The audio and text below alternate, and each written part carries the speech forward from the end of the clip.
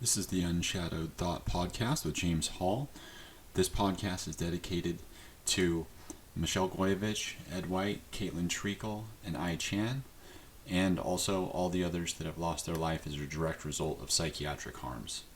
Morning, Brooke. Welcome to the podcast. Thank you so much for being here. Hi, thank you for having me. Absolutely.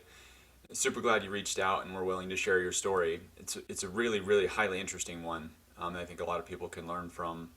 I know I was surprised when I started learning about it, about some of the elements. Um, First, if you don't mind, can you tell me a little bit about what you experienced with transcranial magnetic stimulation and how it went for you? I really want to talk about how you got there and stuff, but I'm curious about what you experienced and how that kind of lines up to mine and other people's experience. Absolutely. So I had reached out to a couple of different places on the recommendation of my uncle, who is a psychiatrist, had done the consultation over the phone, had felt really good about it. The lady who did the consult was very friendly, very engaging. So I went to the local place here. It's a Greenbrook facility, and I had checked with them and the local hospital who also did one as well. But I really liked the group at Greenbrook, and the doctor there was very nice as well.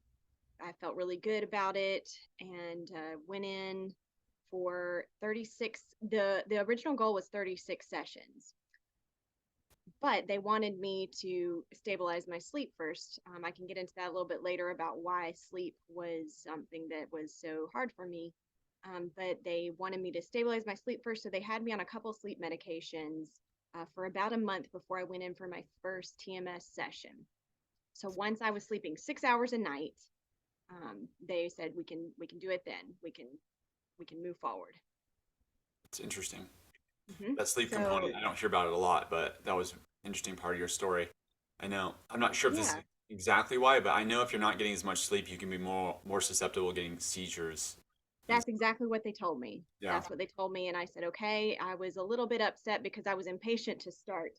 Um, I was looking forward to, what it might do for me. yeah, relief. However, I managed the month. I started the sleeping and went in for my first session on a Friday afternoon. I had done everything. I'm a very research oriented person. So I had looked up plenty to make sure that I felt safe moving forward. I've um, dealt with mental health issues for at least about 10, 15 years. And I'm extremely science driven, and I like to have all the information before I move forward with anything. I'm highly cautious. Yeah, smart. Yeah. I went in and I felt really good about it. I showed up for the first day and they did the mapping.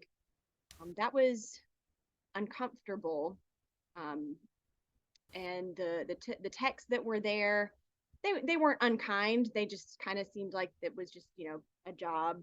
I showed up and they were like, "Well, here's what you got to do." Um, Yeah, that discomfort feeling. I'm curious about it because I got one too, and at the beginning it was really hard for me to put it into words what it was, but later I ended up describing it as like feeling cognitively impaired or like my executive function was limited, like I had a hard time driving a car. Really, I felt drunk, but then later I learned kind of this term was cognitive impairment. Um, mm. did you feel similar the same way, or was it a different kind of like discomfort? Well, during the mapping itself, just the single bursts they would do to find the spot, it was it was not uncomfortable in a painful way, just very strange, Yeah, and kind of just the bursts of energy that it was giving out. And I thought, oh, okay, well, I know this is not supposed to be, all roses. It's not supposed to be all easy, but um, it still was a little weird. And my mom was in the room with me, so I was moving forward with it. I thought, okay, and they found the spot, and then they started just on the left side. They were going to start both sides for me the next week. So that first one was just on the left side, and so they found the spot. Started at 40%.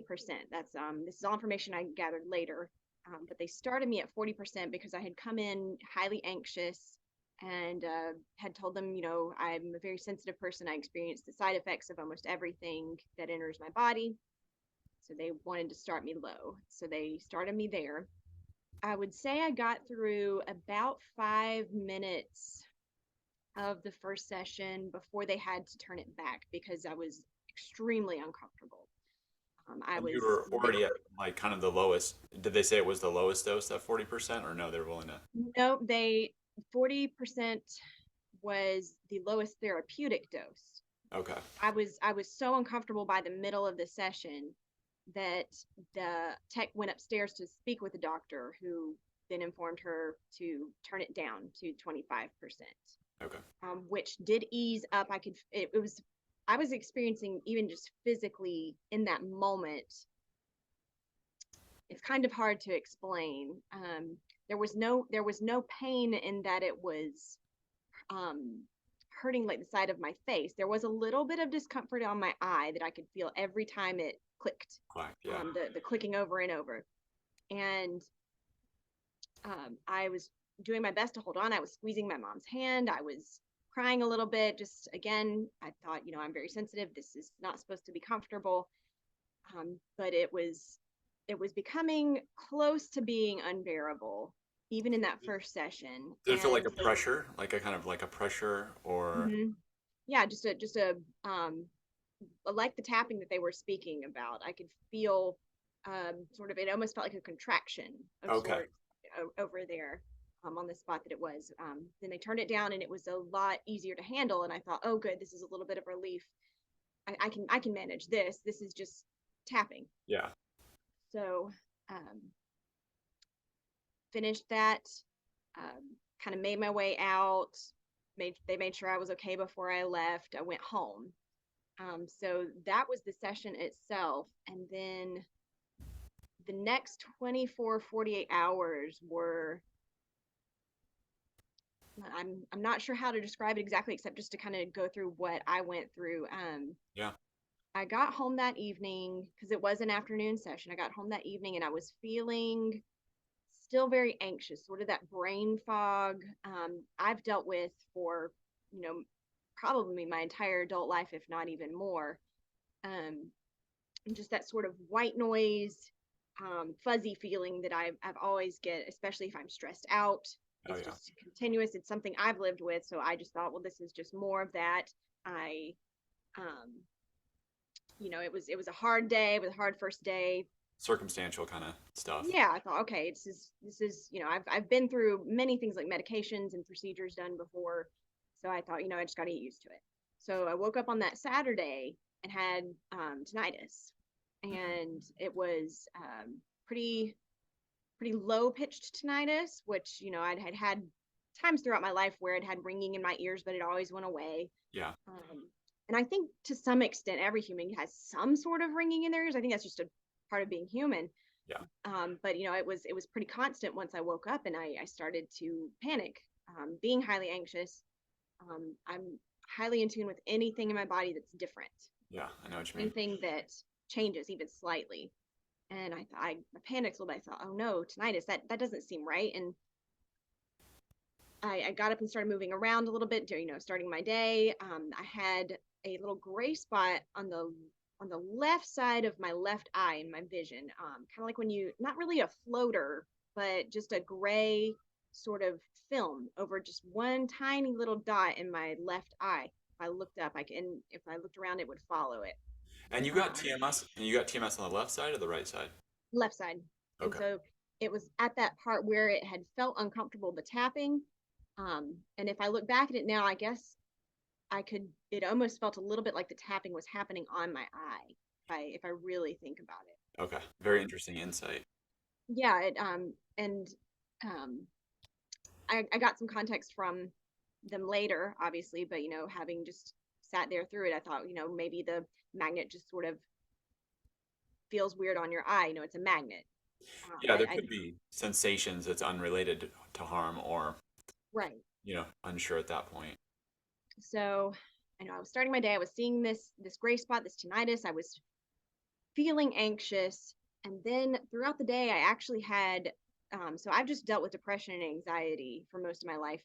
Never anything else. But during that day, I actually had a manic episode, um, and ended up, impulse buying online, which is not something I do. I'm an extremely frugal person. You mentioned And this. You I, never experienced that before, right?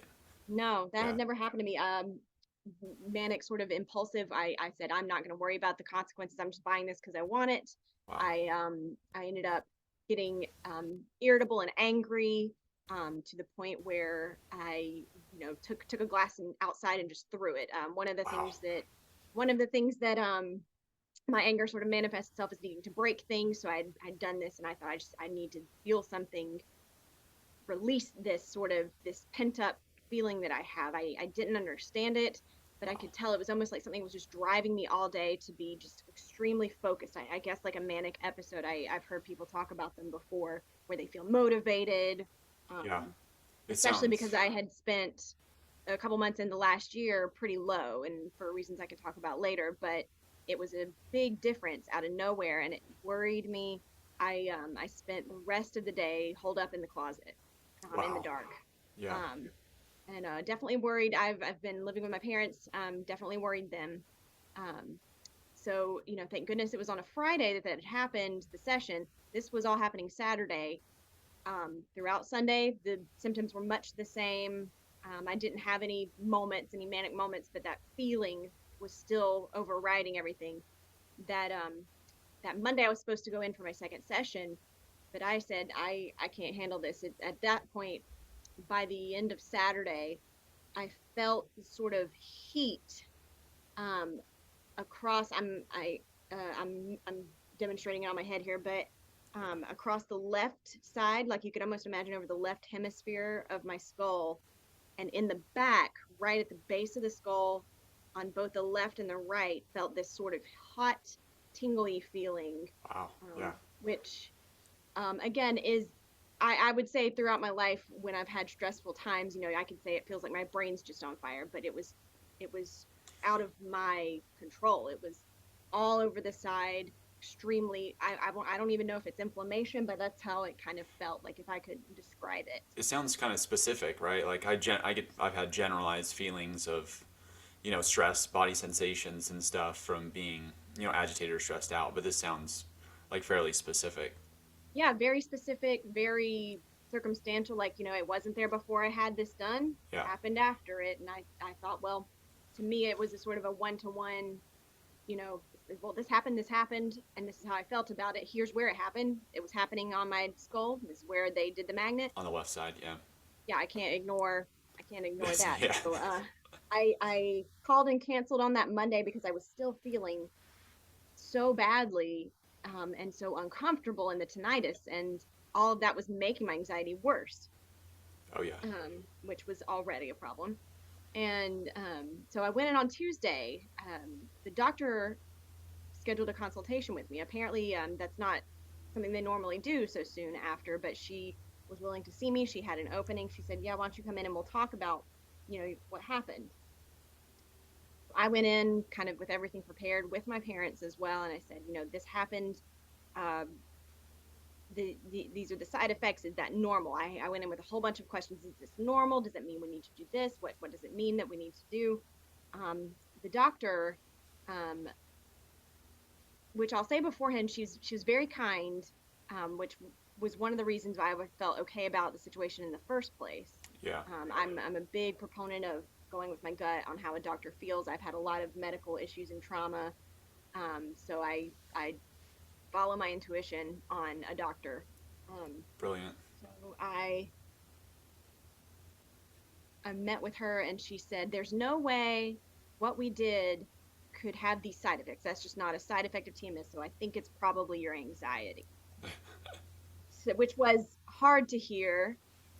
But what was encouraging was she said, "I don't think we should do any more sessions. I Yeah. don't think you should move forward with this." And she actually recommended I look into some resident programs where, you can take like a month to sort of recuperate and get some intensive therapy. Um, and she said, "I recommend these things for you. I want good things for you. I've spoken with your outpatient psychiatrist about this too." Um, all in all, even with the experience being what it was, I felt I felt invalidated because she said this can't be a side effect of this. Yeah. And I've dealt with people saying my issues are chalked up to anxiety my whole life. And I'm not going to say that that doesn't have something to do with it because, anxiety will do weird things to you. Yeah. But I Seem, knew that it wasn't just anxiety. yeah. I knew that it had to do something with like what happened. So I said, okay, fine. I'm not coming back here, obviously, but I appreciated the like, especially in hindsight now, because this was in August of 2022 that I did the TMS, Okay. the one session that I did, and so in hindsight, I'm very grateful that she didn't push. I don't know that I would have continued. I would have felt very conflicted about it, but I was so uncomfortable in my family. I don't know how much further I would have gotten, how much further I could have handled.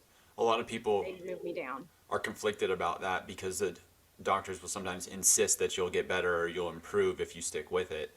And Hmm. that's where I was at. I didn't experience the sensations that you had on your head, but I definitely had tons of feelings of discomfort, and I knew something was wrong or something wasn't going well at least. And yeah, and they're like, it's gonna go away, get better. They kept coaching me kind of to stick with it, and I trusted them, and Hmm. it did not. It just got Right. worse. And I even felt, I would say, with my sort of extreme reactions that I have towards most things, the sensitivity, I would say I had all those feelings in that first session where I said, why are they making me continue this if it hurts so much? But the techs were Yeah. saying, that's normal. It happens. Sometimes, da da da.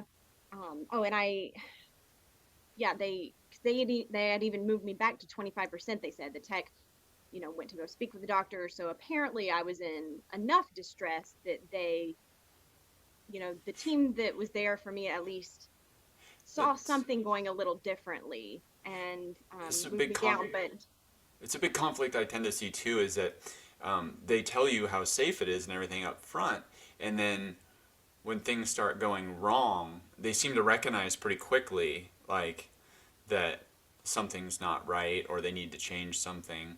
Um, so it kind of raises my eyebrow, right? It's like, hmm you know, they seem to understand it better than they lead on. I think that there's some side effects and there's things that aren't going right, and there's a potential for that again, like you were told afterwards, like you can't cause any harm, but there certainly seems it to is be.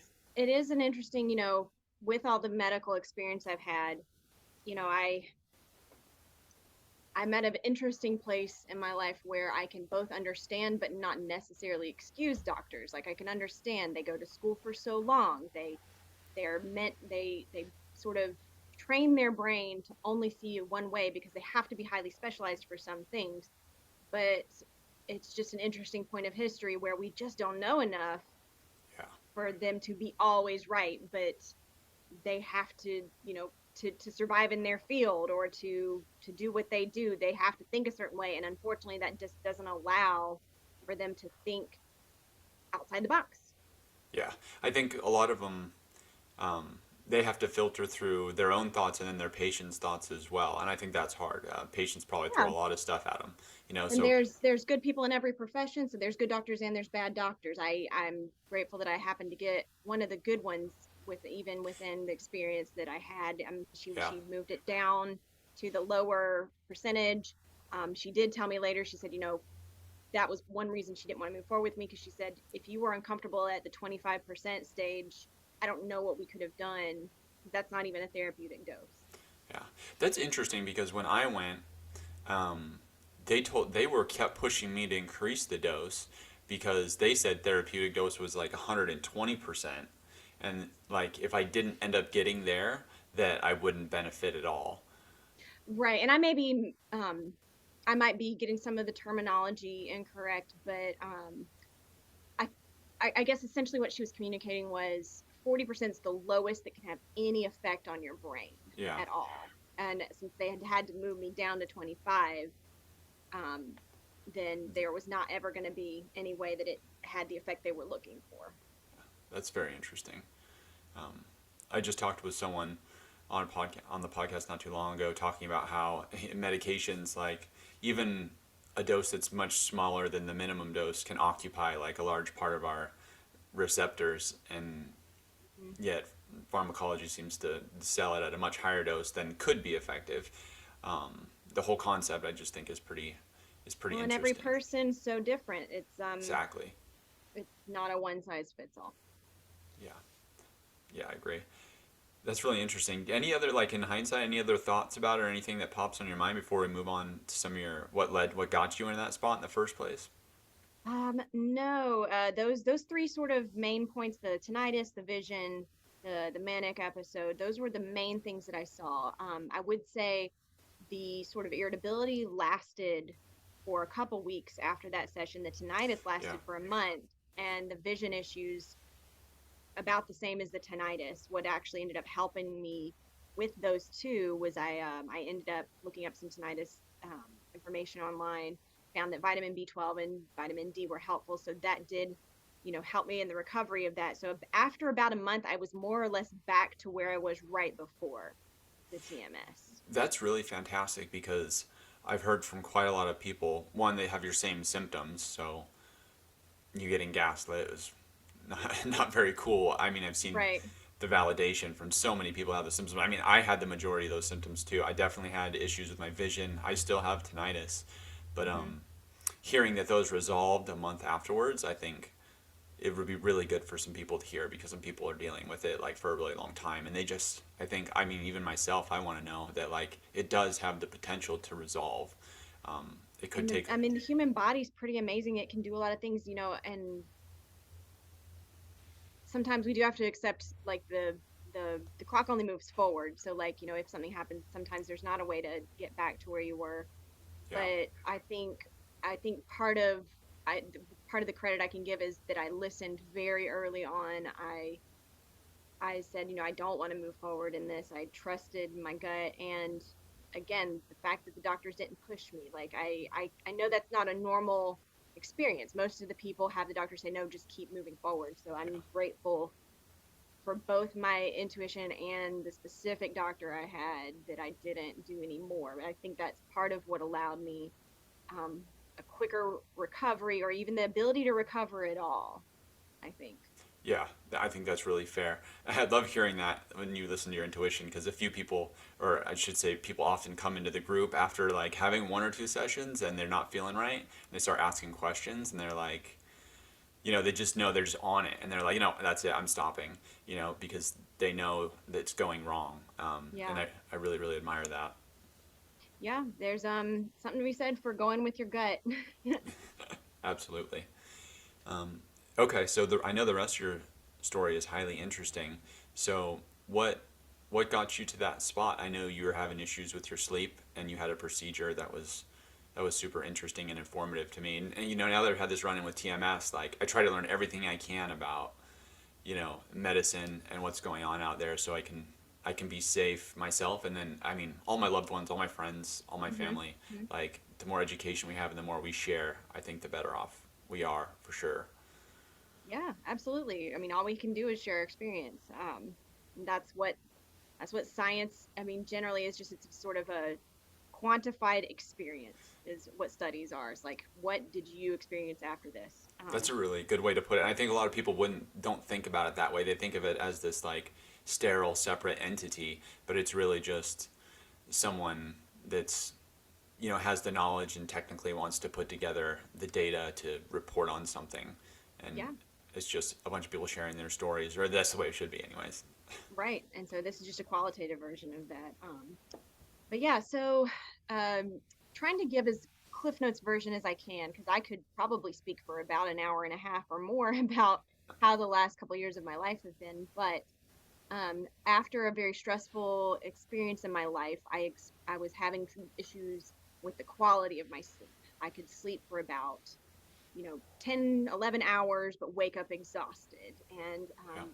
struggled with doctors for about 4 to 5 years to figure out what was going on. I went to um, ENT, allergist, I spoke with my psychiatrist at the time, pulmonologist. Um, I haven't can't even remember necessarily all the different ones, and I had maybe a couple of different doctors sometimes of each type trying to get second opinions because I did a couple sleep studies and They said, well, you're a light sleeper, but there's nothing that it could be. Hmm. At the time I was taking a low dose of Lexapro, and they said, well, one of the pulmonologists said, well, maybe it's your sleep med. So I go to my psychiatrist. She says, no, can't be your sleep med or can't be your antidepressant. All right, well, so I just kept moving forward. Over that course of that 5 years, because I'd say this started in Wow, March of 2016. Over the course of those 4 or 5 years, that's a long time. I was draining all of my sleep reserves, I think you could say. Yeah. It was just becoming harder and harder to cope. And then, of course, all the stressors of life on top of that, it was just getting worse and worse. And then the pandemic started. I had stopped my antidepressant a couple months before the pandemic, just personal reasons, and successfully came off that, with my doctor's help. Awesome. And it so I was doing pretty well off of it. I had some side effects of that med. Have later found out that genetically that one was not the one for me. So that might have been why it was less effective. Did your sleep Um, change at that time when you came off the it med? did not. No. It did not. There was no change, which sort of fueled me to move forward with looking for a physical problem with the sleep. So what is the obstacle in my sleep? So I had finally one sleep study done that showed the very minimum amount of sleep events for sleep apnea. So I said, finally, I have an answer. The doctor prescribed me a CPAP. I bought it. I started using it. My sleep improved. Okay. I was feeling like a good kind of tired during the day. I was noticing I could sleep a little bit deeper. However, I ended up with a lot of gastrointestinal side effects from the CPAP, which became to the point of pain and discomfort and just being unable to cope during the day. No Yeah. matter what I did, no matter how many times I got in touch with the pulmonologist and we adjusted, And and I I didn't know that about CPAP. That was something that popped to me. Again, like we don't discuss this, so I expect like surprises, but yeah. really informational. Is that fairly common, or Yeah, most CPAP needs adjusting at the beginning. A lot of the newer ones are very good at like automatically sort of sensing your breathing, your breath, what's coming in and out. They have what they call auto titrating ones now that will be less on the when you exhale, it won't be pushing air in, so that you're able to um, get like a feel full more breath? natural with your breath. But the Oh, idea is that it's forcing air into your lungs. So I was I had a lot of what they call aerophagia, just air. It's stuck in my stomach, and okay. despite doing everything my pulmonologist told me to do, nothing was improving. Everything she told me to do. Can you see me? Yeah, I can. The Oh, video goofed up, but no the worries. video goofed up. Okay. I can hear you Um, fine. okay, good. There it is. I don't know what happened. um, but yeah, so started pursuing to see if there was something I could do for the breathing that didn't require air being pushed down my throat. And so I found an ENT, and he said, yep, I can do a surgery. I can fix your deviated septum and um, reduce your turbinates.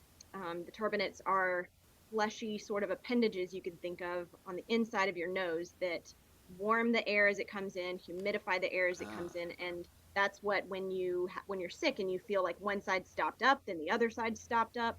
yeah. Um, they're expanding and contracting their for your nasal cycle. So he said, yeah, you've got pretty swollen ones. I can reduce them for you, and we'll see if that helps your airway. I said, great.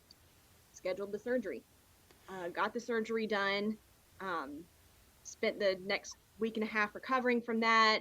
They had splints in my nose, like the sort of just long cylinders, so that it kept Wow. my septum straight. Expanded, yeah. And when they took them out, I could definitely feel a difference. I felt like a huge sort of like dizziness of oxygen, almost you could say. Oh wow, really? And so then about a month after that surgery, stopped being able to even fall asleep, even with my CPAP on. Whereas before the surgery, I could fall asleep, no issue. Sleep forever, no issue. I was just waking up tired. But even with the CPAP in after the surgery, I was waking up early after just about 3 or 4 hours of sleep. Oh wow, yeah. And sometimes when trying to fall asleep, would get this sort of jolt from right behind my sternum, which I know is anxiety driven. The vagus nerve is there and everything. Um, I see. and the but just didn't understand, like, sort of suffocation, and I kept thinking, oh God, I'm choking. This must be anaphylaxis, because I was feeling it in my throat almost. Oh, you My felt like it airway. was like closing up. I felt like it was closing up. Went to urgent care. They said, no, you're fine. No, no anaphylaxis. I said, okay, well, I don't know what this is. So I went to about 13 doctor's appointments in that 2 months after the surgery to figure out what was happening, and nobody could give me any answers. So I finally ended up taking a very small sleep med, doxepin. It's an old tricyclic antidepressant. Um, at low doses, it can be used for sleep. Okay. Um, and I was on the very lowest dose, and it did help. And I thought, fine, good. Um, uh, so then throughout that next year, I could go into a lot of detail about the at least 10 or 15 things I tried. Um, but I ended up ceasing the CPAP, trying other methods, and just never got the sleep back to where it needed to be. I mean, I did. Let me just I can do a quick rundown. Is just I've done um, mouth guards, Yeah. hypnotherapy, physical therapy, breathing specialist, massage therapy, CBD, at least 4 different kinds of sleep meds to see if that would do it. And so that's all what led me to the TMS, because I thought, well, maybe, with, and of course, during the day, my anxiety was getting worse and worse and worse. I had to quit my job, Yeah. move in with friends because I couldn't afford rent. Um, and even with all that, I could barely handle day to day, just could Functioning. barely handle it. Yeah. And people in my life were all rooting for me and being very, they were worried. They're Wow. worried for my health and my safety. But I was doggedly pushing forward because I don't give up. And That's awesome. I I was looking for an answer, looking for an answer. Yeah. Had this sleep for the past year before the TMS, and then out of nowhere, after another stressful, like a breakup in my life, the CBD and the medicine stopped working, and I couldn't fall asleep again. So I started panicking, and that's what sort of led me to TMS, because I thought, well, maybe it's not meds I need, maybe it's something Yeah. else that maybe physically will help my brain. And so then that led to my TMS experience. That got me right after that. Uh, and Yeah, that's that's the Cliff Notes version of how the past 7 years of my life have been, and what led up to the TMS. Wow. That's really intense. It really jumps out at me how exhaustive and methodical you are about trying to seek a solution. Yes. That's And I'm so sorry. I meant to mention within all that, right after the TMS, I did find a name for the condition.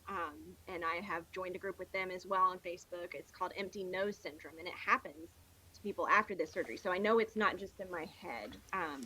Again, if we're yeah. talking about the sort of experience people have where something happens and then they doubt you. So it's an additional layer of that, which is where after the surgery, some people can have either nerve damage or airflow disruption that can cause these sleep issues, as well as breathing disruption. And there are other things that you move forward in to try to help that. There is not really a cure. I'm happy to point anybody in that direction if anybody's ever interested to know about empty nose syndrome. But I also would caution anybody, we caution people against doing TMS. I also caution people against unnecessary nasal surgery, because it can be devastating as well.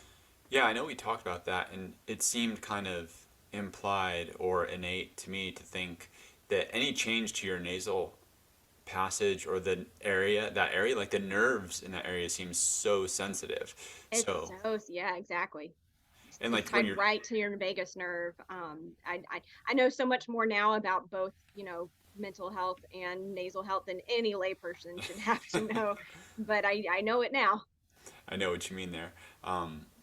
And I would just think like any changes to that area, like you're gonna get that gasp reflex when you're trying to sleep because your body's Hmm. gonna be like you're dying, you're not getting enough air, and it's just gonna Yeah, pop you awake. It's like a yeah, survival mechanism. misfiring signals, that kind of thing. Yeah. Very interesting. Thank you so much for sharing that. I know I learned a ton. Also, I was really interested. I know you had an involuntary commitment in there Mhm. when things were kind of going awry, and That's something I've always been Right. really interested in because, well, one, I learned I wanted to avoid it, but the details around it, there's a lot of, I think, misconception, like about maybe it's not a big deal, maybe it's a huge deal, maybe, you know, you'll get help, um, and that help might look different than what you actually get, you know, so Right. Yeah, just like with anything else, your experience, your mileage may vary. yeah, It again, it's not a one size fits all. Every person, science does the best it can to get the most people, but some people just fall outside of that. Or you may just end up with the wrong doctor, the wrong facility, the wrong things like that. But just so if we're looking at kind of my timeline, the 7 years led up to the nasal surgery and then the TMS. After the TMS, I had felt like I had tried everything I possibly could, but that's when I started looking more into the empty nose syndrome and really diving into that, thinking, okay, this explains all my symptoms. I started spiraling pretty quickly because there is no cure for yeah. it. There is, it's a little bit like amputation. Once those things are gone in your nose, you can't get them back. There are some experimental treatments people try, um, but there's no way to just put them back. So It's I scary, started, kind of running yeah, out of hope. Like, yes, I don't know what it was, but absolutely. on my fourth year after TMS, like still trying really hard to heal, I don't know what it was. I hit year four, like literally, like almost to the day, and I was like, I can't heal. Like it's not Hmm. gonna happen. Like I quit, and then I tried, and I was like, I'll try to keep eating better and do these. I kind of out of desperation, I tried this stuff, and Yeah, that and along I've with been in my therapy. yeah, Sorry. I was gonna say that along with my negative mental attitude just sent me in a complete spiral, and I developed akathisia. I know part of it was Hmm. physical, part of it was mental, but I spent like at least 6 months just in a complete death state where I just felt like I was gonna die constantly. It's pretty remarkable, like how both strong and fragile our brains are, that they can endure so much, but then you get to the point and then it all does fall apart. And that spiraling happened for me again when I felt like I didn't have any hope. I think people can survive a long time if they think something will get better. And I think when I started believing nothing could get better is when it just started tanking. And I was spending most of my day on the internet searching for just anything I could. Anything, yeah, Um, I mean, again, I didn't have a job. I've been living with my parents. I I was spending at least 60 to 70% of the day just looking things up online, yeah, day after day after day, and just unable to go anywhere. Wasn't doing anything with anybody. I didn't, people. I would say, if you want to see me, come see me at the house because I can't drive anywhere. wow, I made it to my physical therapy appointments and such, but I wasn't in a state to do anything.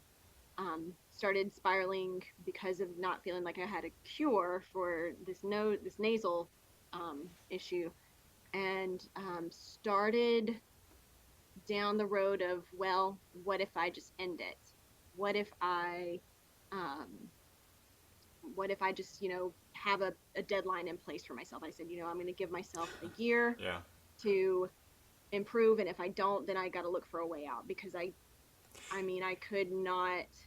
I could, and it's so easy just to say, oh, I couldn't function, but I nothing was worth doing anything for. Like, nothing, no matter what I did, I was always ending up drained. 2 steps forward, Yeah. 50 steps back is what it was like. I think Nothing. there's a couple components there. One, like you said, you get into this spot where it's all self perpetuating. Then you're not going out of the house. You're not doing things. You feel like your life's kind of devoid of meaning, and then the lack of activity, I'm sure, is not great for your brain or your stuff. And then Certainly. And for me, it was even extra more than that, because even if I did those things, nothing made me feel better. Like, it wasn't like once you get out you'll yeah, start feel better. No, I it would drain me just leaving the house. I and I still wasn't sleeping great after the TMS. and there's this idea of the timeline too. I think we've talked about that before, where like if you have like you're like, I know I'll get better within a year, or even if it's, or maybe I think of someone else I was talking about it with, or it's like even if it was 5 years, if I just had a date that I knew I had Mm-hmm. to make it to feel better, I would be good. But when Oh, absolutely. you lose that piece, and you're like, it's never, or I don't know when it'll be. Like, I struggle with that really hard. I could think a lot of not people do. could not face the pain of every day and the idea that it could last and it could continue and that there was nothing I could do. So I started looking into like what will I do in a year if I don't find a cure, or a way. What will I do? And so I was looking up assisted things overseas. Um, Yeah, had found a couple of places that are like, if you go to another country, and I was trying to get my brain to think, okay, well, how can I make it out there? What can I use in my savings? I was really, really thinking about the details, yeah, and didn't tell anybody, but I wrote a letter on my computer, just sort of like, well, if something happens before then at least people will know. yeah. And then my sister found it, and then she, of course, told my parents. They were very worried for my safety, and they that day took me to a behavioral center in town. Um, there are only two in the town where I live, and they took me to the one that my uncle works at. And of course, he couldn't work Okay, with me, but they took me to the one. I did that one voluntarily. I didn't really want to. I went in, but my parents said, we're taking you here. You don't have a choice, but it might be better if you tell them you're voluntary. And I said, yeah, fine. I did makes the sense. intake, and said this is voluntary, but I feel hopeless. I feel like I won't. I have had suicidal thoughts. They said okay. They admitted me, and I was there for 2 weeks, which is longer than most people stay at that particular one. That was the Hmm. two ones in the town where I am. There's the one that's located with the hospital, and this one was a private center. And uh, they're very different, and even though they're the same, it's the same skeleton, the same bones of each enterprise, but how it manifests is a little different. Yeah, They same um, methodology, just Yeah, how they they're a private execute it. center.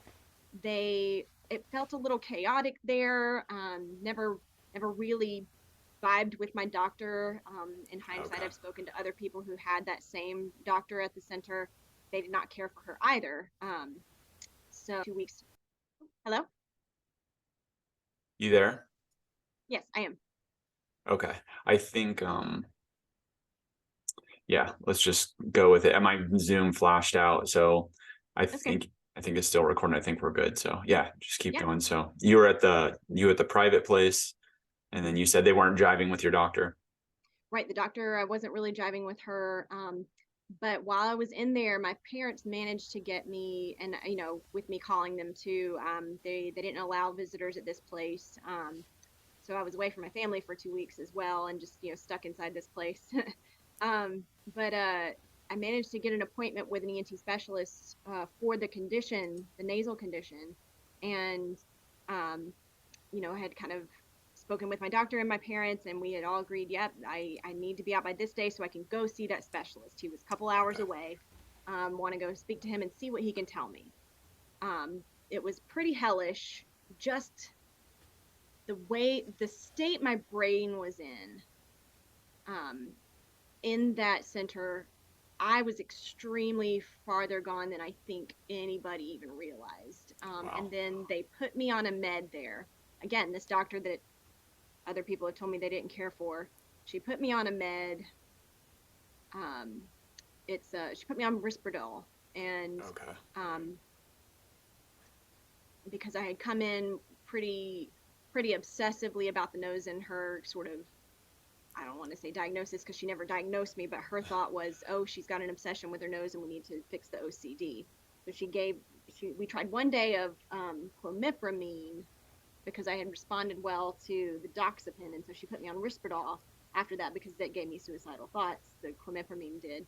Okay. And started me on Risperdal, which felt okay. But then after a couple days being at the center, I became paranoid again. So like earlier when I was saying, I'd never had a manic episode before, been depressed and anxious my whole life, but I've never had the other issues that some people end up with.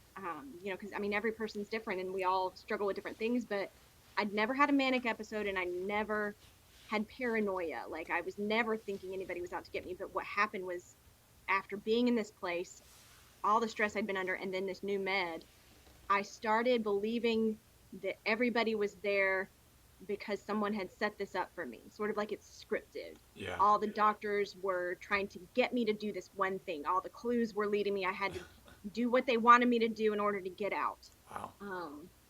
And of course, the center itself was not a very big center, so the space I occupied was very small, which does not help. And since I was there for 2 weeks rather than the normal 5 days that most of their patients were there, I was starting to feel like I was never going to leave. I started thinking they're never going to let me out. I'm just going to be in here forever. They're going to send me somewhere else. Played on the paranoia, right? Yeah, the paranoia. And but just holding on as much as I could every day because my parents were like, just do what the doctors say. Just do what the doctors say. We're going to get you to this specialist. Yeah. Finally made it out. Went to the specialist, and then he said, yes, you do have breathing dysfunction. However, I'm not going to treat you with this experimental treatment until you get therapy, which absolutely broke me So crushing. in the middle of that appointment. I know in retrospect why he did that, because he and other doctors who do what he does have had credible death threats before from people who did not improve their medical condition, did not improve. So I understand why he did it. He said he was, I believe, I haven't spoken with him since, but I believe what the process is make sure that she's able to handle this the recovery before I even try a treatment on her, because if it doesn't work, I don't want to be like that doctor doesn't want to be responsible. And I completely understand it, but I couldn't handle it. Yeah, because it's just a massive setback. It was devastating. It's to have already felt like there was no hope, and then the only thing that got me out of the voluntary commitment was the hope that I was going to go to him and he was at least going to try one of the experiments. And then I get there, he says, you've got a problem, but I'm not going to help you. I came home. We all came home because my parents had driven me. We all came home, and I spent the next 24 hours so escalated that they then called the other center attached to the hospital and had me involuntarily committed. Wow. That'd be, that's just a crushing part of your life. It sounds like you go from one to the other to the next. Yeah, it was highly traumatic, and especially that center, the first one. The second one I went to, like I said, it was attached to the hospital. They took me off that med that was making me paranoid, and put me on both a sleep med and at the time Zoloft, because they were just like, we're just gonna do something like super basic. Yeah. And it takes at least 2 weeks for that to affect. So I'm sure they were thinking, okay, we're going to keep her here till she's okay. In the meantime, I was so far gone, so escalated. I was just angry. I said, why? I was just angry that I was in there because I was like, it's unfair that y'all aren't letting me do what I want to do, which is die. Yeah. And did this sounds one so start? intense. Did it start as a voluntary commitment and they just switched it on you to an involuntary, No, or was it originally? The first 2 weeks where I was at the other center was voluntary, and then after returning and after the bad news and returning home, my parents then had me involuntarily committed at the other hospital center. Do you know what the process was for them on that? Like, I mean, obviously, I think you They wouldn't called the want ambulance. They called an ambulance, told them I was having a psychotic episode, and they later said, we just did that so they'd come get you. We knew you weren't psychotic. Because they just needed, they were afraid that if I was in the car with them, I wouldn't make it to the hospital. So they were like, we called the ambulance. Ambulance took me into the emergency room where they monitored me in the psych ward there, in just the emergency room, for a couple hours. Then they said, we've got a bed for you in the place in the center, in the behavioral center. And so they moved me over there. So they started me on the Zoloft, and then I was upset. I was angry because I was I mean, my brain was not in a good place. It was Oh yeah. extremely heightened. I mean, all the stress, the stress I was under was just unimaginable. And then on top of that, the med they had me on previously, and um, then just the unfairness of it and the hopelessness. And I was just so angry that I was like, y'all just took away my choice. I I'm not doing well, and it's never going to get better. And this is more suffering. I can't believe you're letting them do this to me. Um, Oh yeah, it's just and one thing after another. I can't even fathom what it would be like to go through all that and then to be put in that situation. yeah, so they involuntarily committed me. I was there for 3 weeks at the second place. After 2 weeks, they switched my Zoloft to Prozac because again they had that genetic report, and it turns out Prozac was better for my metabolism. And And so that they seemed that is an interesting line um, of thought. So that did that actually? Some people are saying the genetics tests don't work at all. Some people, I think, I haven't heard a lot of people saying, like really being like, "Hey, it really worked. It was a big help." Well, mm, did that seem to be the case for you? Was there a big change?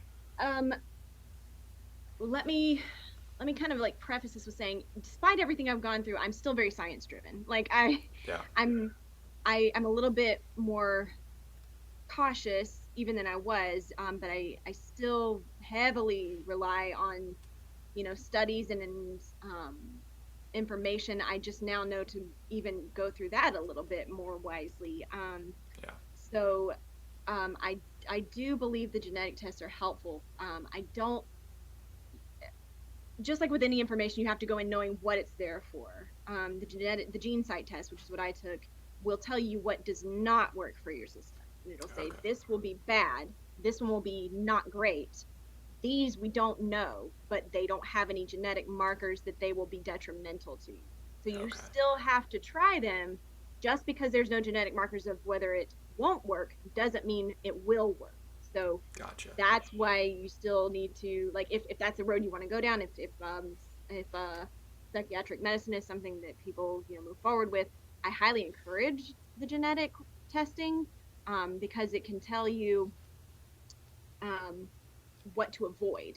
And then if you still want to Yeah. try more going forward, say, well, try these, and if they don't work, we can work within these other ones. That context is really helpful, I think, because I didn't Yeah, even understand it that way, and I had initially been told to do it, but yeah, I didn't. I never got the context, and they usually don't tell you that. They're just like, just do it, and everyone kind of hurries things along. yeah, I have a friend who works in genetics who, I'm very grateful to her friendship and her expertise. She's able to tell me a lot of the things and explain it in more detail because you only have so much time during a doctor's visit.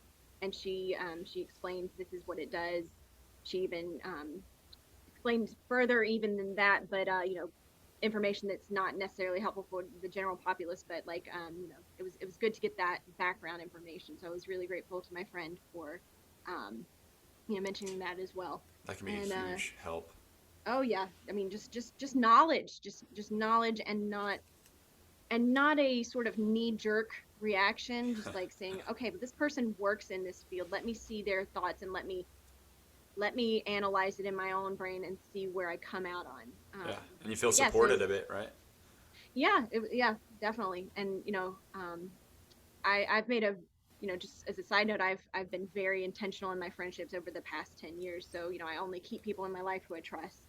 That's wise. So I also trust my friend very, very much. Even if we don't agree on every single thing, I believe she's going to tell me what she thinks is accurate. So Yeah. um, so that was helpful with the genetic test to have to then, because I'd had it done prior to commitment, and my family provided it for them, and they said, well, we see that Zoloft is not on your good list, so let's try Prozac. And so what that meant was I still had to wait 2 weeks to see if the Prozac was even going to be effective. It's not like, oh, Ah. this is going to magically immediately be fine. No, they put me on Prozac, and it was at least a week and a half of just irritability and appetite changes and stuff I've experienced before with other meds. But on top of that, being quote unquote on the inside. Obviously, it's not nearly as bad as being incarcerated, but your agency is stripped from you. I You go in, they take your shoelaces, they take most of your clothes. You're allowed only certain clothes, because they don't want anything in there that could do harm to yourself. Use, yeah. The whole idea is we're keeping you safe. And I didn't want to hear that, because every day they ask you the same things. Are you seeing things? Are you hearing things? Are you suicidal? Are you homicidal? And do you feel safe? And every day I was like, that's such a stupid question. Of course I feel safe. There is nothing in this entire facility that could hurt me. Even, even on the off chance that someone manages to sneak in shoelaces, there's no surfaces for you to attach them to. And I hope this isn't getting too morbid, but No, like, it's fine. your brain starts to look for ways to get out, and you look and you think, what could I do if I did this and I did this? And It's, there's it's almost it like a is challenge, right? yeah, and it is, and they're very wise over the past 50 years. They have they have done a remarkable job of being able to anticipate what patients would think. So there's no way you can hook anything. There's no hooks. There's no curved. There's no like straight surfaces. Everything is very curved and sloped. There's no way, like, even there's no handles, like even the handrail in the bathroom for like disabled. Yeah. Um, that's got a big old plate in the middle of it, so you can't tie anything through it. So like even if you manage to smuggle a shoelace in, nothing could happen. It's safe. But I was angry that I was in there, um, and my brain was still a little bit on fire. Those first 2 weeks I was there, because I was having a med change and That's right. still not sleeping great. So it took a solid week and a half to even be able to, speak with the other patients and attend the group sessions. Um, Wow. I was heightened for an entire week and a half just inside. Yeah. Yeah, I can imagine. To me, it seems totally reasonable given what you're going through and the changes and stuff. I, yeah, myself, I was like, I wouldn't want anything to do with anything for at least that Mm-hmm. long. Because I was also very aware the whole time. I'm, I like to think I have a good handle on things, and I know I can read situations. I can tell, this is what's happening, and I know enough information that I was also very anxious, thinking if this doesn't get better, they could send me to long term, which was Oh, yeah. making my panic a lot worse. I didn't necessarily feel like every doctor was listening to me. Again, if you go back to how, like, they're experts for a reason. The doctor they assigned to me um, was, I guess, in his 60s maybe, so like very close to the end of his time Yeah. as a psychiatrist, but he's been doing it for a while, and he was not unkind. It just didn't feel like he was listening to me all the time, which, made it harder as well. Um, it took a while to start feeling like, oh, I could come out on the other side of this. Yeah. Did you feel like you needed to be compliant to get there? Yes, oh yes, absolutely. I remember for the first week I just kept saying I feel like a dog being trained to Yeah. respond.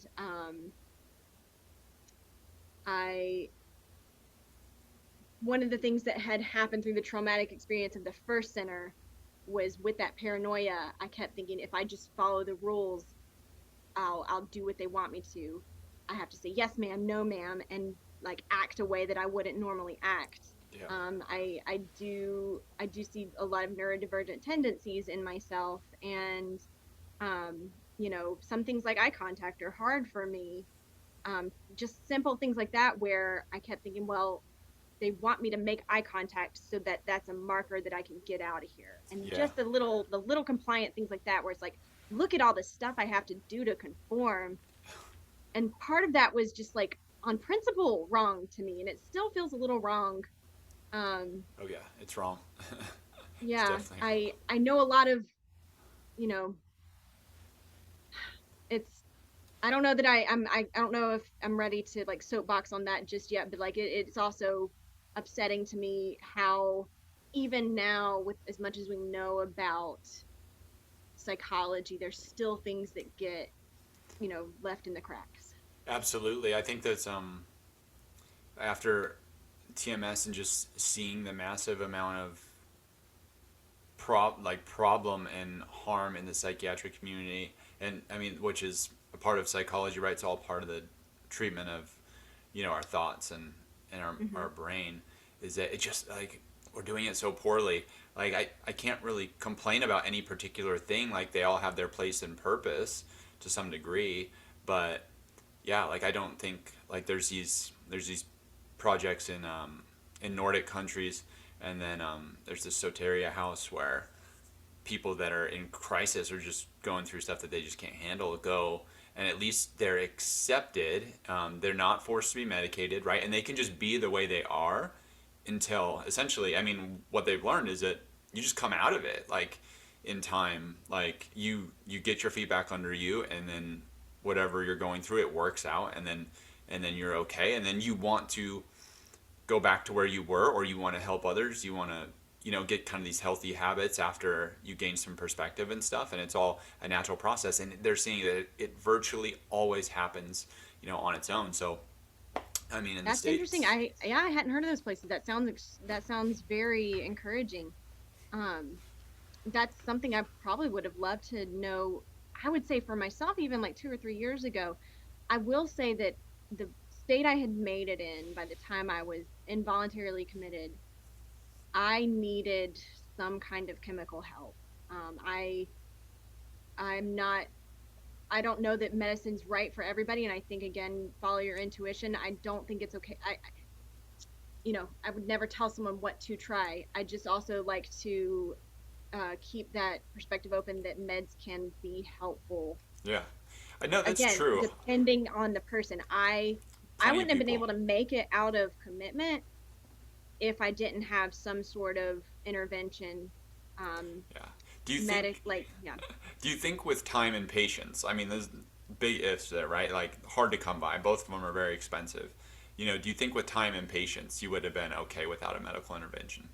I can't say. And just because of the system, I also can't say that I could have afforded being in, like, even just income wise. Like, let's I say mean, given I those had, yeah, blunt like six circumstances, right? Like if you had the time six you needed months, and the patience, yeah. possibly 6 months, possibly. But like, and even right now, I'm still on the Prozac. Um, I don't even know if I have to be on it forever. I'm not, Yeah. sentencing myself right now, but I do know that, you know, and one thing I said when I got out of the hospital, the involuntary commitment, someone asked me, how's it been? Is there good as well as bad? I said, well, I can't say that I'm happy to be alive, but I'm not dead, and a lot of people seem to be happy about that. So like just sort of this indifference. It's like I'm still not motivated to like be excited.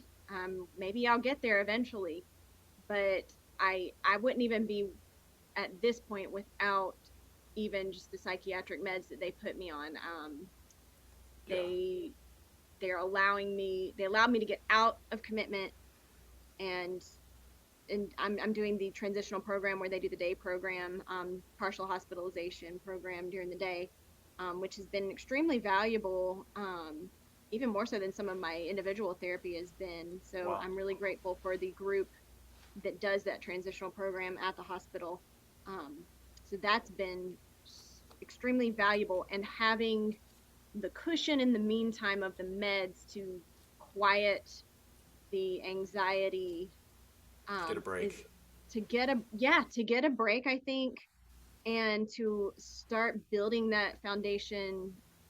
Because the thing is, you should never do either meds or therapy alone. Like, um, if you're Yeah. doing meds, you absolutely need therapy, and sometimes for therapy to be effective, you have some sort of intervention, whether that's a pharmaceutical med, whether it's like meditation, whether it's mushrooms, the psilocybin, like the people who, or the ketamine. Yeah. Like there's multiple ways, but I think it's good to keep an open mind about what can be helpful, and also know that maybe you don't need it forever, and maybe I do, but I'm not going to know that until I try a day after a day after a day, and like look back and see what's worked for me. One of the things that was extremely helpful for me while I was involuntarily committed, my sister, who definitely the rock in my life, I would say I'm just going to have to be on this med forever. They're going to send me to long term. Da, da, da, da. She said, you don't know that. And also, you're doing everything you need to right now. This isn't forever. Yeah. This isn't That's a forever. it's And a I hard was perspective to have at that point. You think everything is going to end absolutely, like minute to minute, and you're like, you just have no long term perspective. yeah, there's just literally no way for your brain, for my brain to get around it. Um, because no matter how much group therapy I did at that previous place, where they would say, sometimes you self sabotage, you're your own worst enemy. You're self-fulfilling prophecy, and I understood all that, and I still couldn't change my thinking process. So it may be that I have to have some sort of chemical help the rest of my life. It Whether it's nurture or nature or both, I just may not have the ability to think through it rationally in a way that allows me to stay alive. Like, I don't want to say that like everybody needs to think a certain way, but if the goal is to be alive, then do what you can to stay alive, I guess. Yeah, it gets really hard. I've been in a situation like when I first went to psychiatry, I was so stressed out at work that I was in almost just as bad a shape as I am like that I was after my TMS injury. Like I felt as if I had permanently like altered my nervous system to be under extreme stress all the time, and then it perpetuates itself. So like people or even myself reaching for a medical intervention, I mean, I think it could be extremely helpful. Do I think meds are ever a good answer? No, I don't think so, right? But again, being in an extreme state where I'm not sleeping and then become suicidal and all this stuff, it's really hard, and I don't think people should judge as much. And then having like you're talking about like trying to get yourself to, it's like impossible to have that longer term perspective, and you need something, psychologically getting yourself out of that. If you've spent, like for me, I worked for 15 years, right? And I spent 15 years getting myself into that perspective psychologically that I can't get out of. Like you said, like you hear from people like, hey, don't overthink it, relax, enjoy your life. It's like, okay, that worked, right? Yeah. For 5 minutes. And But yeah, then, let me just not be anxious about it. Let me just yeah, not think. Just let me just let my brain be different than the way it is right now. Just, cure your diabetes, right. just walk on that broken ankle. You'll be fine. In 15 years of forcing that kind of psychology, like, I think for myself, non-medicated approach, I'm trying to give myself like at least an equivalent amount of time to get out of those thinking processes. Obviously, I'm hoping for a lot quicker, but I'm like, if you spent your whole adult life working into this psychology that's destructive, like you're gonna have to give yourself a long time, Oh, to absolutely. work your And way yet, out. and for, and if some people can shortcut that a little bit with meds and it's helpful and not harmful, then, I say go with God or whatever you believe. And because our brains are plastic. They can change even up till the time we die. Um, it's just kind of like, what is your goal and what do you want to do to get there? And um, you know, again, not every med works for every person, and some people react really strongly and they want to avoid it. But the same thing, like, you I've been when I found the your group on Facebook, I did some reading through it, and I've read some posts where some people get angry at the people who had a good experience with TMS. But again, some Yeah, people just may not have had bad side effects, and that's why I like to keep the open mind and say, let's see what could work. But then going in knowing a risk versus a benefit, I think is the most beneficial. Like, yeah, that's maybe what makes us also mad, because we weren't told any risks yeah, for TMS at all. And that's where the crux of the matter is. It's like, no, no, no. All this, we don't have quantified data, but we have all this experience where the risks weren't told to us, but we all had them. Um, and I can't remember if you and I spoke about this in our first chat, but realizing that the people who, because I had been so science driven, I had looked for those studies beforehand on my own, not even just the ones the doctor told me, and I never found any information saying that TMS was harmful at all. But now we look at that in retrospect, and um it's those were funded by the people who made the product. You yep, always have to I mean, that's why it's just not enough just to look at an article and say, well, they said the study said this. Yeah. You have to almost have a degree yourself and know going in, like, who funded this? Did they have conflict of interest? What did the results actually mean? Yeah. Were they ethical in how they approached it? Were there only 3 subjects versus 500? You have to Oh keep yeah. all that in mind. You have to have that scientific brain enough to even understand the information that's out there, because it's, I think, entirely probable that the studies, I mean, they're not all accurate. Yeah. I think it was you and me that discussed that a little while ago, like the first time we met.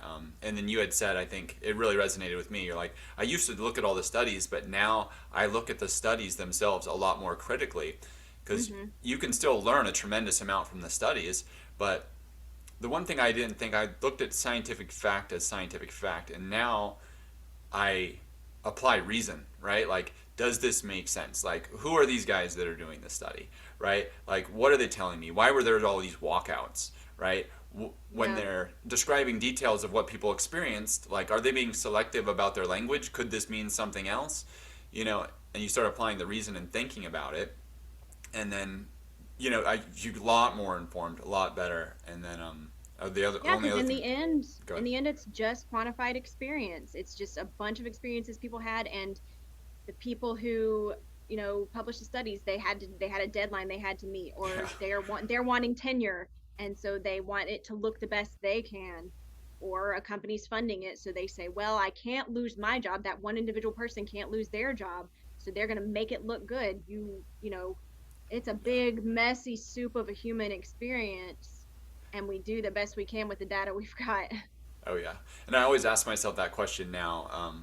Is like, where are they trying to go with the study, right? What's the desired outcome? And then if they land right there, I'm like, science doesn't typically land where you think it's going to land. Like, you're usually somewhere in between what you think and something catastrophically bad, right? Like, Yeah, that's that whole the best thing in science isn't aha, I figured it out. It's, huh, that's funny. yeah, That's when we make the scientific discoveries, is when something's a little off. exactly. And then just really resonating, the other stuff you said was that people ask me, and I have to think, like in the TMS group, like, what do you want out of the group? What do you want to be done about TMS? And like, there's a lot of things that I want. I don't want anybody to get hurt. I don't want stuff. But then at the end of the day, Right. is informed consent, like what you said. Mm-hmm. Like, I just want people to know the truth, the full range of truth, like what's going on. And then, yeah, if you want to do TMS, go for it. Like, the last thing I want is to impede your free will, right? Like, if you Yeah. see it all, go for it. But Risk versus benefit. Go in knowing. I mean, it's the same thing with anybody who gets a cancer treatment. Bad things can happen with those too, and you might not make it out on the other side. And my nasal issue, like, I had a surgery that was the most conservative thing you could do. My yeah, my surgeon, I met with him after the surgery. I said, I'm experiencing these symptoms. He said, well, I've done 4,000 of these surgeries and no one's ever come to me with these issues. And I believe him. I don't discredit him. I'm not angry at him, because the approach he is very conservative, because in that field, they've learned mistakes over the past 20 years that need to be, you know, their risk versus benefits. So what he did for me was something that theoretically should have had no issues, but just because some people have weird, like, there's always going to be an outlier. I just happen to be one of those outliers from that surgery, yeah, because you could talk to the majority of people who get it and they're not going to have the issues I did, like, but the informed consent, it would have been nice knowing beforehand. And honestly, maybe I would have been too stubborn or something to just go anyway, but yeah. having, hey, this has happened before to about 2% of people. Just want you to know that before you go in, so that you don't come out on the other side of this angry, like. Exactly. I think psychologically we're allowed to resolve it, right? It can be like, I knew everything, and then something bad happened, and now you're not blaming the doctor anymore, right? You're like, well, I knew that, and this all seems reasonable. You can discern for yourself, like, whether this was an honest thing or not. Um, and the other thing I found out, which was, well, that I've kind of learned is really interesting on this subject, is that like, people were getting harmed by neurofeedback, And I looked it up and I was like, well, there's nothing, like, they're literally having a brain scan, no electrical input to their head, and then they're just watching a TV screen and then doing certain actions. And people were reporting being hurt by that. And I think, and then there's some neurofeedback that actually uses electric current and that Oh, can really hurt people, yeah. which is different. But what I found when I started looking around is there's really, really benign procedures or things that we would consider harmless. People still get hurt. Like, Yeah. just like watching a movie with bright lights or flickering lights, right? Someone's going to have a seizure at some Yep. point, right? And it'll happen. So us It's also think, human experience. Like, again, we're yeah. strong, but we're fragile. Like, our bodies and brains. It's kind of amazing that we've gotten to where we are. Oh, absolutely. Yeah, it's like, but there's this tremendous strength as well, right? Like this big Yeah. paradoxical thing about being human. Like, I feel so weak most days, and then other times it feels so strong. It's really interesting. Yeah. Yeah. Cool. Well, it's been fantabulous, fantastic talking Yeah. to you, Brooke. Is there anything else you wanted to talk about before we wrap it up? No, I feel like we've covered everything that has been on my mind about, TMS and my own experience. I will say one more thing, which was that um, I mentioned it to you, and I only mentioned it because I've seen some posts about it, but it's that I was able to avoid ECT while I was involuntary committed because they did push that on me as well. Um, Oh yeah. as I don't know why they did it so aggressively, but I would both myself and my family, we were all very adamant. No, that is an absolute last resort. Um, so they did push that on me within the first week of involuntary commitment, and I said no, I want to give the meds a chance first because I'm personally much more trusting of meds than Yeah. ECT after the TMS experience I had. Had I not had that bad TMS experience, I might have just said yeah, do the ECT. So um, That's very that interesting. that's yeah, that's another thing that and I don't know if it's just because they wanted to be as efficient as they could, like to Yeah. their minds, and you know they were coming at it from the depression angle of like, ECT helps your depression. I was like, I don't think that's what I need. Yeah, no, So I it's usually a last resort thing, like you said, and I think that's a fair place to put it in, mhm. at a minimum. Was that their perspective, or no? They're kind of using it as like a regular That's a kind of great treatment question. option. I'm not sure. I don't know, and I haven't gone back to ask because I don't know that it would do any good. But I just know I was just really grateful that my family was on my side about that. And in the end of the day, even if you're involuntarily committed, um, you still make the decisions about your treatment every day. You can refuse the meds. Now there is a little bit of a sometimes it does feel like emotionally manipulative, like or what nurse you get because the nurses change every day, and some of them especially having been in there for 3 weeks, you learn who the good nurses are and the bad nurses. Again, good and bad in every profession. And some of the nurses are very kind and listen and be like, that makes sense. I'm so sorry you're dealing with that. And some of them, the F word, like, Yeah, no language, watch yourself. You need to do this. And then they'll like call a doctor. yeah, So it could just be that, um, you know, that they were just like, well, we want to give you as much as we can. And it could be that I was maybe far gone than I realized, yeah. more Maybe far they. gone than I realized. But I am again glad that my family was on my side and allowed me the time to get used to the meds because I'm out. I'm doing the program. I'm functioning. Yeah, yeah. You definitely made the right choice. That's really curious. I'm glad you brought that up. So did you see people? And now I'm more curious. So you had the options to refuse treatment there. The way it's been communicated to me that some people in commitment, and I'm sure it varies from state to state and things, did not have that option. Was there people that were, I don't know, disruptive or on forced medication that were being injected there that you knew about, or No, to my knowledge, injection happens when you become violent. okay, Even talking to some of the therapists there, they said I've only had to inject one person my whole time.